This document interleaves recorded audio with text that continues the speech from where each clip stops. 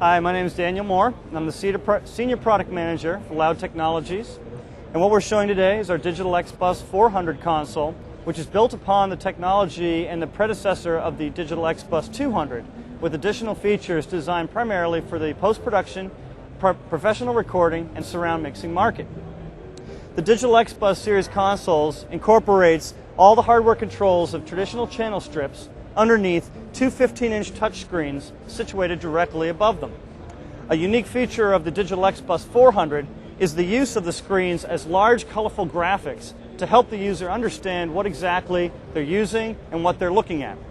A good example of this is when you want to possibly use an EQ on a channel.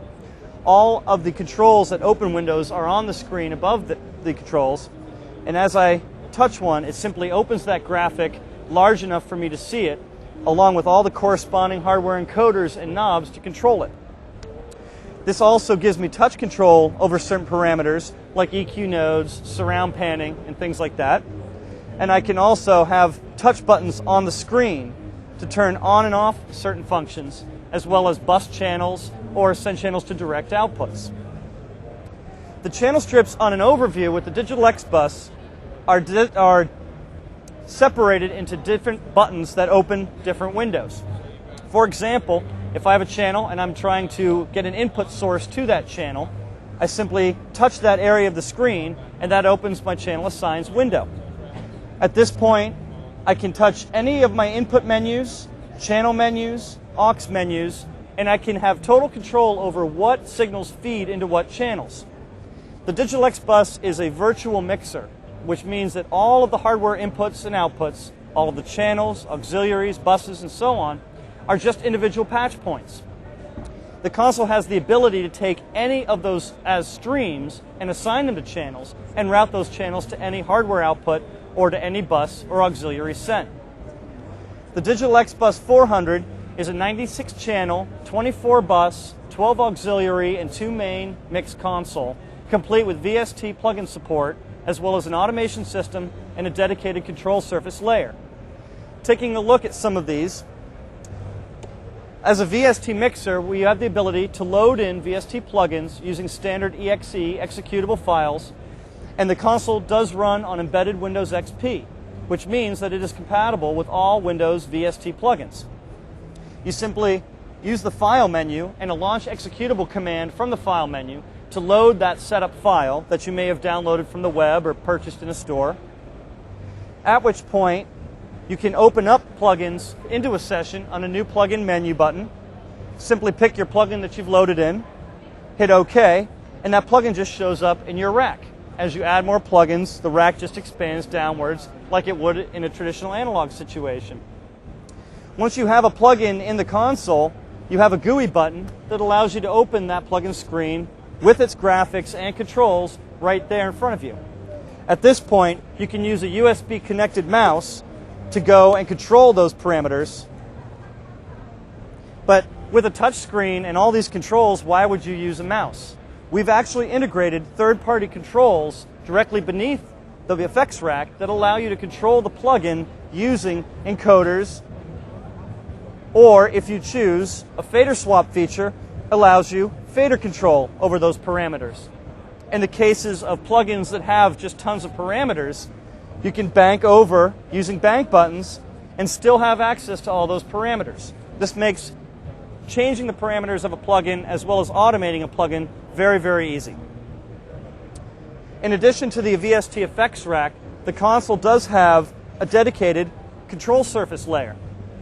This layer is a 24 fader layer surface that is designed to work identically to our Mackie Control Universal, Extender, Logic Control, and Huey products.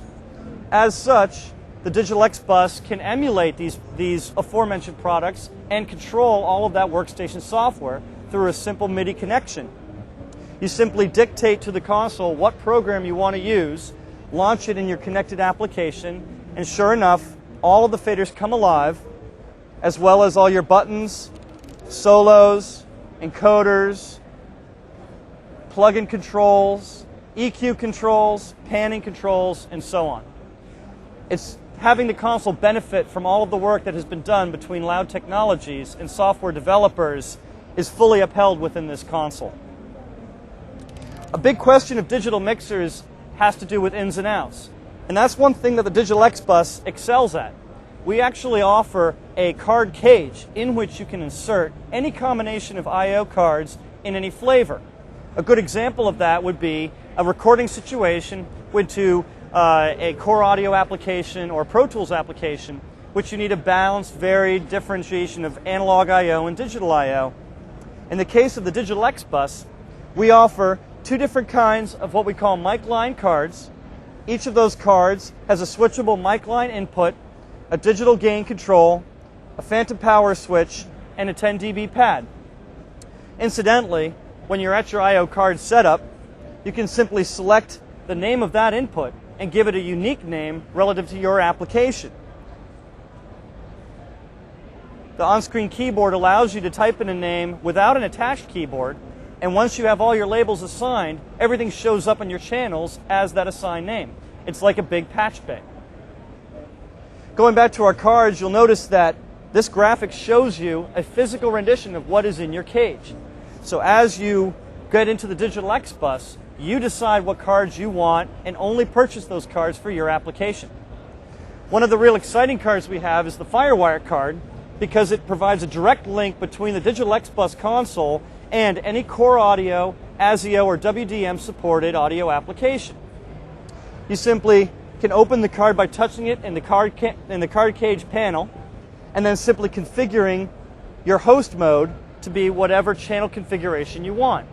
The FireWire card currently supports 24 ins and outs up to 48K with any core audio application or ASIO or WDM. At 96K, it supports an 8x8 configuration. The console is layered into several different layers, but you also have the ability of designing what channels are going to show up in what layers.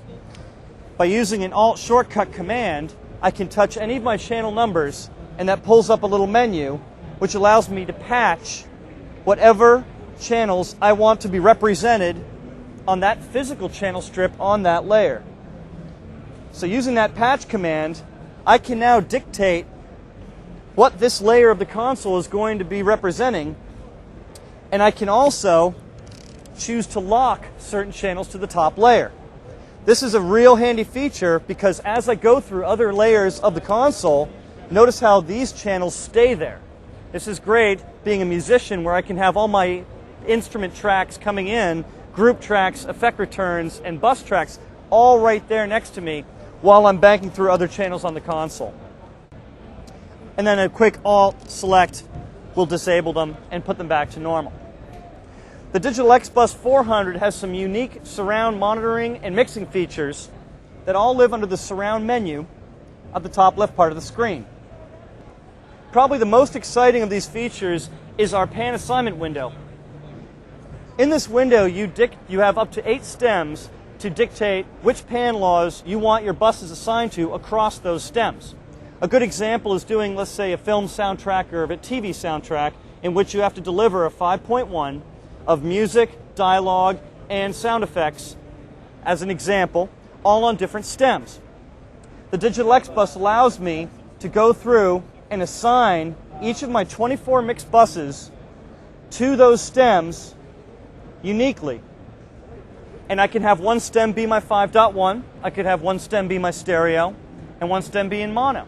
Therefore, the console does support multiple pan laws across the stems, even though one bus can only be assigned to one stem at once. Once I've gone through and created my music stem, my sound effects stem, and so on, I can go back in to my surround window and open my surround formatter. This is what provides fold down or down mixing, in which I may need to generate a stereo mix simultaneously with generating a 5.1. In this case, I can simply select the target fold down format and then associate hardware outputs to that format for printing to tape.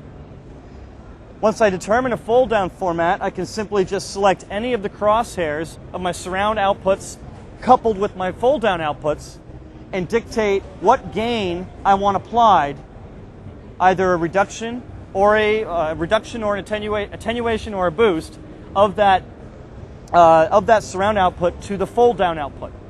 And this is a great way of tailoring exactly how you want a surround mix resolved to stereo or mono. Once you have all of your pan laws dictated, your channels panned in surround, as well as your fold down dictated, you go back to your surround window and you select your speaker assignment panel. And this is a link between all of your 24 buses and their appropriate panning to your actual surround monitors themselves. An example of using this screen would be a situation in which you would want possibly your center channel speaker to be heard out of your left speaker for the purposes of mixing and analysis. Or take your left and right rear surrounds and put them up in the front, left, right centers to get a better idea of how someone would hear it sitting in the back of the room. As you go through and establish pan laws in your stems and assign your buses, they will automatically default to their appropriate speaker output. You notice this window also has cuts and solos for both your stems and your individual speaker outputs, as well as a fold-down activation panel. Well, now you've created the link between your buses and your monitors. Now it's time to open your control room panel, and the control room allows you to directly monitor, level, trim, and output assign for each of your surround outputs. All your surround outputs have a corresponding hardware menu that allows you to dictate which output you're going to feed that surround monitor bus to. Stumbling over my words here. The control room window also lets you select A/B monitoring if you have one or two sets of monitors, a mono resolve button that eliminates panning between a stereo pair, as well as a dim control, trim controls for each of your surround outputs. We also offer a unique calibration function, and this is very handy for mixes that have to have reference points set at certain levels. For example, my project might dictate that all my levels need to be referenced to minus 15 dB FS. At that point, I can select one of my preset levels, reference levels, select 15 dB FS, minus, and then hit go. Now, when I select that reference point, all I have to do is hit this cow button up here, and my volume pot becomes completely useless. And this is by design. For example, if I'm sitting here engineering a mix and I get a phone call, I need to be able to turn my mix down quickly, take my phone call, and when I get back to my mix, I have to be able to return my levels relatively to the same point. Otherwise, I'll have no idea how my sounds are going to sound relative to the mix of where I was before versus where I am now. So with all of these surround features, the I/O customization, the fader bank customization, the MIDI control surface layer, that's all going on underneath, the Digital X Bus 400 is a clear choice for surround post-production mixing as well as professional recording applications.